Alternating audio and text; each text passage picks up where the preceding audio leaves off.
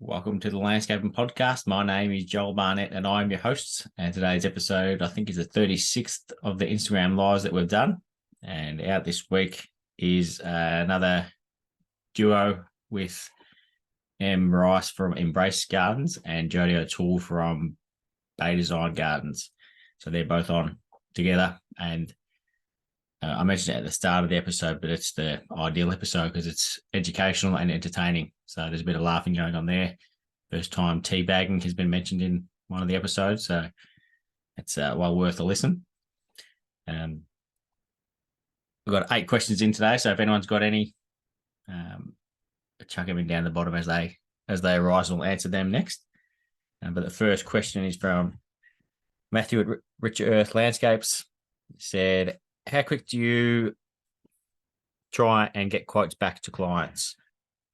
It's a good question because it varies depending on how much work we've got on. So I've said a couple of times at the moment we've been scrambling for jobs to book them in because the jobs that we had booked in have been pushed back till next year and delayed. So we had a lot of jobs, and one's because a builder went under, one's because a pool builder went under.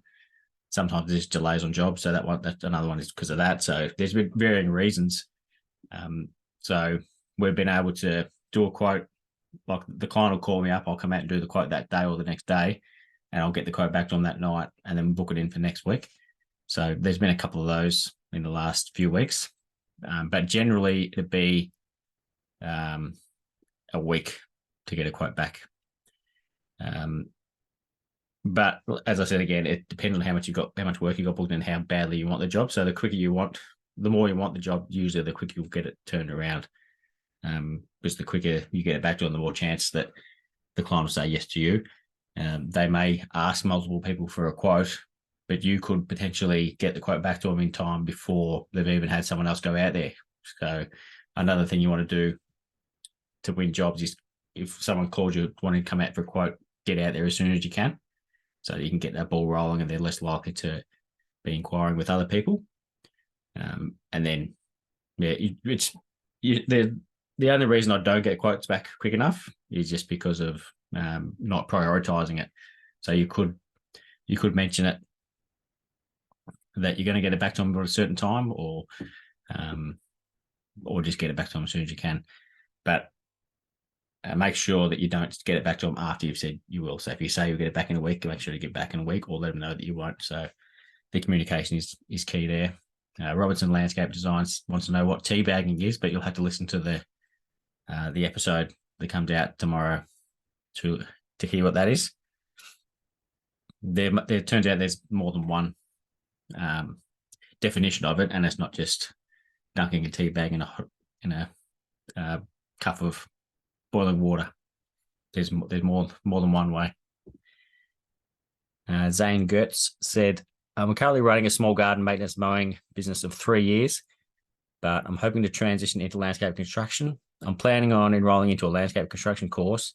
I'd just like to know if you think that course will provide enough skills and knowledge for me to go off and complete my own jobs and transition into a landscape construction business.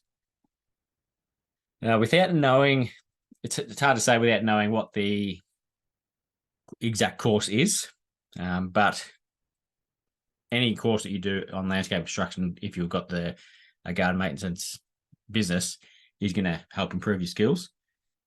Even people who do landscape construction, if they did a course, there's potential they'll learn something as well, because not all landscape construction companies do the same type of work. So some don't do paving, some don't do soft landscaping. Yeah, you might find someone who doesn't do steel edging. Because there's so many things within landscaping that not everyone does everything. So there's always something to learn. So you can look into what the course covers. And if you've got no landscape construction knowledge, then you're going to learn a lot of what they offer. But if for someone else, if you've got some landscape construction knowledge, then you might want to look into it, because it might be teaching you all the elements that you already know. Something that I haven't mentioned yet because it's only early days, but I'm looking to start a landscape construction course myself. So it'll be multiple different courses that you can buy. So there'll be one on how to do flexible paving, one on how to do paving on mud, and then there might be like the concreting basics of concreting might be included in that. So there's so many different elements of landscaping. So I'm going to be doing a course for each, and there might be like, you buy 3, you get 1 free sort of deal. But that's something I'm looking to do in the near future before AI comes along and makes it easier to do for that. So but about 3 people in the last 2 months, I reckon, if not a shorter space of time, asking about specific courses that you can do for landscape construction. So whether that's people who are just DIY or people who are in garden maintenance, like Zane, wanting to do construction, and not necessarily wanting to do complete construction, but you might want to just add a string to your bow. So you might want to do some flexible paving for a client who you do maintenance for, or so there's a lot of different opportunities there. So yeah, that's something that's in the works at the moment. So looking forward to getting that coming out this year. Actually, no, we're in end of September, so this year is ambitious. So we'll probably not that soon, but maybe might be a Christmas present idea too. And Robertson Landscape Design said that job you did in Newtown for Paul Bagay is epic. One of my favourites. There's 2 we did there, so they were both pretty awesome though. The first one was 2018, I reckon, or 19. I think that's when I bought. I don't know if I bought my first iPhone then. Probably not. No, I didn't. But I bought a new one to take photos of that job because, but they were both awesome. And Paul is awesome to deal with as well. So I didn't know what he's going to be like. I'd been out to Stonefields before, but he's really flexible on what he includes in his designs. Like if the client wants something, he'll provide his suggestions, saying, "I don't think you should do it for this one," but yeah, that he'll include it if that's what you really want. So that's the perfect way to do it. You give your professional opinion, tell them you don't think that you would do it, but if they want it, then that's their place. So he's really good like that. But yeah, they were both awesome jobs and awesome clients as well, which makes a massive difference. It's funny how often when you've got an awesome client, the project works out, that everyone's happy with it. So, and Clint Adams has said, Memphis 2024, I won't be there, but I will be there, but it won't be one of my own gardens. But yeah, I just love the place, so you won't be able to keep me away. Even if like absolute minimal stuff I'll do there will be helping out landscape in Victoria, doing, handing out buckets and magazines and that sort of thing and giving directions. But yeah, possibly helping with construction depending on any offers that come in. And Pascal Z's said, your favourite timber for decking and thoughts on composite. So my favourite timber for decking is spotted gum. I absolutely love it. Looks beautiful. I was going to say it smells good, but it doesn't smell as good as cypress. But even just not even just for decking, but we did a Phil Withers project that had some spotted gum posts, arbor, sorry. So it was a post and beam. And yeah, that was just awesome timber. Like it goes more brown than grey as it ages. I think it will eventually go grey. But yeah, it's just a great timber, rock hard. Yeah, there's just nothing bad about it. But in terms of composite decking, I think composite timber has I don't know if that's the right word, but composite materials have a place for the right situation. So there are times when that's the best, that's a more suitable area to be using rather than timber decking. But I've also seen some samples of some vertical screens using that as well, which again is good because timber doesn't grow off as much vertically as it on a deck. It happens a lot quicker when it's on a deck because the sun's beating down directly on it rather than sort of on an angle like it does when it's vertical. But it's not something we use a lot. But yeah, it might be something you use more in the future. But I think I've said it in a previous episode, but there was someone who went to a sustainability expo and they were talking about how people are pushing away or not they're sort of not moving towards composite as much anymore as timber because timber like stores carbon and it is timber if it's grown sustainably, then it's a better product anyway, rather than using something that might be made from plastic and uses a lot more resources to get made. Timber's not a bad option as long as you're going to maintain it. And then Robinson's landscape design said, what are you oiling your spotting gun with? And he's already answered the question for me as well, saying Q-Tech. So Q-Tech CD50, just in a natural, so I don't put a tint in it. But I'll just put a coat of that on and then let it grey off, because it still looks good once it's greyed off. And we just did a screen with it, actually using some 42x19 vertical, which looks pretty cool as well. But yeah, and Clint said it'd be good to catch up for Mifkas because the Adelaide crew are coming down again. And much like I said about Floriade last week, I think it was that I was there. Don't know, it seems like a long time ago. I'm pretty sure it was last week. The people are the best part about these garden shows that happen. And that was the case, seeing all the Adelaide crew that came over last year at Mifkas. So, like, there's a lot of relationships, like you message and, like the occasional post or comment on a post that you have on Instagram, but it's awesome when you actually get to meet them in person. And even guests like Josh Hooper from Landscape Techniques, who's been a guest on the podcast, and it was actually good meeting him in person as well.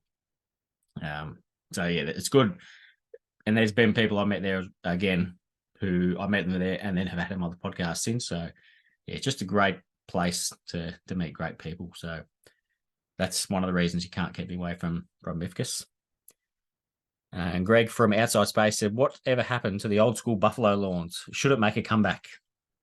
So he's talking about, before Sir Walter Buffalo and all these types of buffaloes came along, there was ones that were just sort of the genus and species type buffalo. They weren't the manufactured varieties, or that's not the word, but you know what I mean. They weren't the Sir Walters, or I don't know. I think King's Pride as well was a it's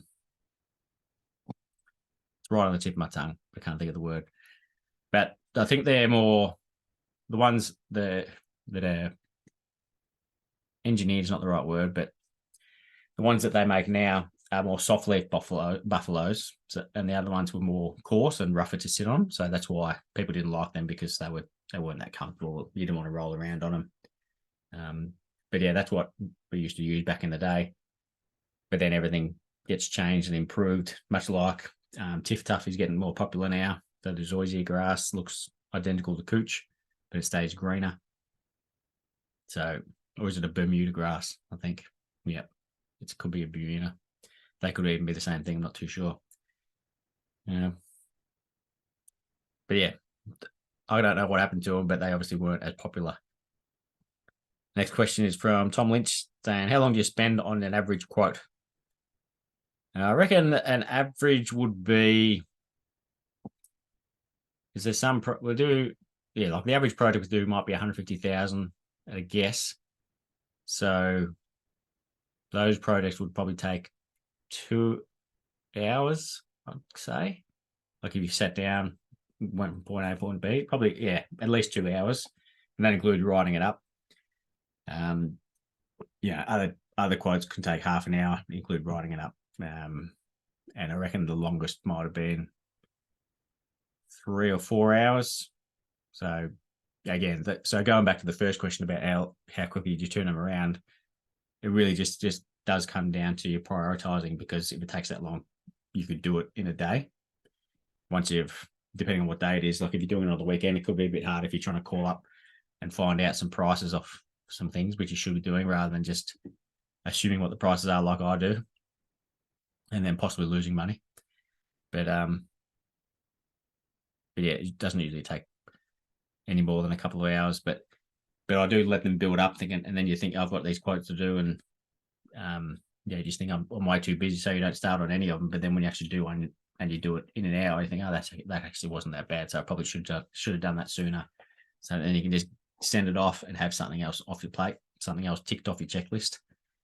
So that's something, you just need to remind yourself of, that they don't take that long, so just get them done. Steve Nyland said, how much have your designs improved since leaning into design more? That is a, what's the word? It's crazy how many words I can't think of on a Sunday at 8:30. It's trying to think. It's not a relative question. Subjective. That's what it is. Got one today. It's subjective because it depends who's looking at them about how much they've improved. Because since doing more designs, I've been doing less of them. So Emma, our landscape architect, has been doing 95%, I reckon, or 90% of the design. So because I've got the next couple of days off at home looking after the kids because of school holidays, there's 2 designs that I'm going to be working on. One is only designing a pool area, so that I'll be able to do that in probably half a day. And then the other one is a bigger project, so I'll make a start on it and then keep working on it as I have time. But Emma is doing most of the designs, and then she'll send it to me, and I'll make some suggestions on some. There's been others that I haven't had any suggestions to make because they was awesome and there was nothing I needed to change. So she's come from commercial landscape architecture and now doing residential. So it's obviously a lot different. So there's a bit to learn, but I couldn't be happier with the way they're looking, and I'm just trying to get some that we can actually build. Like we've done one, which is a tiny project, so it was a lot more soft landscaping and gabion walls in that, so nothing too exciting. But there's some others there's some really cool stuff in there, and I try, and it's tricky because I've got to provide some feedback on it, but I want to have her ideas as well. So I don't want her just drawing things that I think will look good, because I can add, so she can do a design and then I can add things to it. So then we're both coming with ideas. So it gives just adds an extra bit of value to it, I think, if you've got multiple people working on the same thing. So the designs have improved, but that's mainly because we've got a landscape architect drawing them rather than me. And then I just add little bits and pieces. Like I just dot the I's and cross the T's, basically, and look at things from a construction point of view, thinking I can't be bothered building that thing that she's got there, so we'll take that out.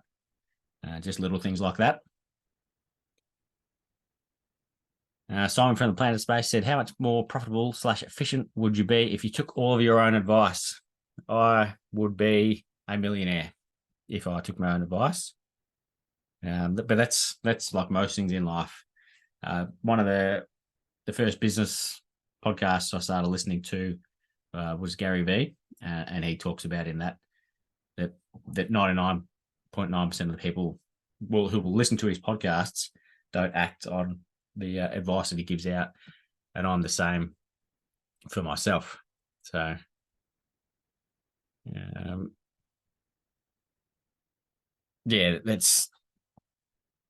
but like it's easy because the reason for that is because it's easier to say something than actually do it. Because there are times, like, it'd be good to make all these systems and procedures and everything else we'll talk about, but there's times where you actually got to get work done. You've got to spend time with your family. You've got to rest. And as much as I love landscaping, I don't do it all the time. So there's times where you want to do nothing. So it's all good and well to say you could do everything, but there's but again, that's also going back to talking about doing quotes that don't actually take that long. You just got to bite it off in one bite at a time. So I find when I start to change things is when there's been a reason I have to. So it's not something I do voluntarily. It's because I'm forced to. Well, like if I've looked at the cash flow and there's not enough coming in, then I'll make some changes that does that. So, but yeah, that's a good point. And I'm sure most people would be the same. Like, people would listen to the podcast and hear a good bit of advice from someone to think, oh, that's an awesome bit of advice, I should do that. But then they don't. And then you think of it again 6 months later, think, oh, I should have done that. And then you still don't. So I know I'm not alone. But I heard something that I heard Caleb Orman say. So he's been a previous guest, because they have a lot of seminars and expos in the US that the green industry all go to. And he said when you go to them, you might hear 7 pieces of amazing information. So, but you don't want to get overexcited when you go back to your real working life and try and implement them all at once. You just want to choose one implement that and nail it, and then start working on number 2. So that's something you could do, like, because there's some people who listen to the podcast, who discover the podcast, and then they're binging episodes. So they're going to be getting a lot of ideas all at once. But if you could write them all down as they come along, and then you can have a list to work off. But rather than trying to do all of them, just prioritize which ones are going to be the good ones to work on, and just work on one at a time. Because then you're more likely to do that rather than just getting overwhelmed with all the things you need to change and try and think of while you're trying to do your normal work anyway. Andy came and said, what is the best method for raised stone steppers? I should have asked to clarify, but I assume he's talking about steps as steppers. I think it might have been Deluxe Landscapes who might have just jumped on, who I saw did a post yesterday using some bluestone steps. So I didn't see how he built them, but the way I would do it is you start at the bottom, put the first one in. Like if you're doing them on a crushed rock base or whatever your base is, but start at the bottom, put your first step in, and then fill in behind that, compact it, and then chuck the next one on. So just starting at the bottom, working your way up. But you'd want to. It's a tricky one because you'd want to have it pretty well compacted, because if that drops, because not only have you got the weight of the stone trying to drop at the back, but the next step above it, which is sitting on it, is going to be pushing pressure down from the back as well. So yeah, that's the best way to do it. And Deluxe Landscapes has said that's exactly how we did them. So yeah, I haven't done any, but I just thinking about it, that's how I would do it. Oh, we did some once actually, but it was only like, if it wasn't 3 steps, it was only 2, so that wasn't as bad. But yeah, that's one of those things. It's like same with doing concrete steps with the floating steps. People look at it and don't really think of how they get built, but that's actually a certain method that goes into it, and that's why you get an expert to do it for you, because other people might start at the top, wanting to work their way down, and then work out. Well, then you've got to be getting the crushed rock absolutely perfect so you can slide it in underneath the top one. So. But yeah, there's more than one way to do it, but that's probably the best way to do it, starting from the bottom, working your way up. Ashley James Gardens has asked a question so that he could get mentioned on the podcast, saying, did you like the gardens or gelato more at Floriade? It is a good question because the gelato was amazing that I had at Floriade. It was a pavlova flavor, which I'd never seen before, but it was the photo. It's like when you go to McDonald's or a restaurant, like a fast food restaurant. The photo they've got on the board looks really nice and, really plump, and all the lettuce and everything sticking out. It looks amazing. But then when you get it, it's a bit of a different story. It's more squashed in there. So the gelato, the pavlova gelato looked phenomenal in the photo, and the presentation on the actual one that was in my cup was a little bit different, but the flavor was phenomenal. But I would have to say the gardens were better at Floriade than the gelato. But the night before, I had some gelato at, I can't remember what it's called. I think I mentioned it on last week's episode. It was it's like some sort of banana caramel nut gelato from some fancy gelato place in Canberra. And I lined up for 25 minutes for it because I had nothing else to do. And it was, I would do it again. Like if it was in Geelong, I'd go there tonight and go line up for 25 minutes again to get it because it was phenomenal. So